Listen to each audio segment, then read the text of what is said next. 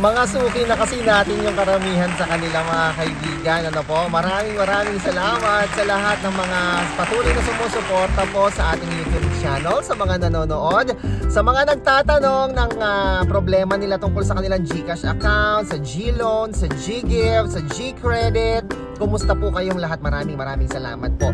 At dahil dyan, nais ko rin pasalamatan sina Ate Medi. Ayan, all the way from Kuwait. Kuwait ba yan o Kuwait? Or Saudi.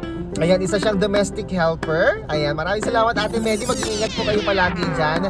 At nagpa-convert po siya sa atin ng kanyang GGives. At sobrang thankful po siya. Naku, sabi nga niya hindi lang daw siya basta magko-comment sa aking video. Kundi, ano daw, lahat daw po ng mga video ko, panonoorin niya, no skip ads daw siya. Maraming salamat Ate Medi. Ganon din kay Roma Cruz. Alam niyo itong mga taong ito. Itong mga taong ito, hindi ko po sila personal nakakilala. Ano po, sila po yung mga nag-click lamang ng link na matatagpuan sa comment section sa baba. Nag-click lang sila dyan ng link, no? Para hindi sila ma-scam at hindi sila maligaw.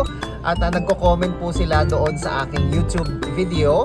Tapos, minessage nila ako, tapos nag-video call kami. Si Ate Roma nga, hindi nga siya nag-video call sa akin Talagang buong pusong pagtitiwala po yung binigay sa akin ni Ate Roma. Sabi ni Ate Roma, maraming salamat daw. Fast transaction, madali ang naging transaction namin ni Ate Roma. So mga kaibigan, napakarami pa pong mga nagko-comment, nagpapasalamat, nagpapatunay po na tayo po ay legit at hindi po tayo scammers. Sa mga nais magpa-convert ng kanilang home credit kwarta, ng kanilang SPay later at ng kanilang mga GGives cash convert, please feel free to click the link found in the comment section sa baba para hindi po kayo ma-scam. At pagka-chat nyo na po ako, makipag-video call po kayo para masaya. O, di ba? Para talaga makita mo yung kagandahan, transaksyon at proseso. Ako po si Chico. Enjoy the rest of the day and God bless you. Bye!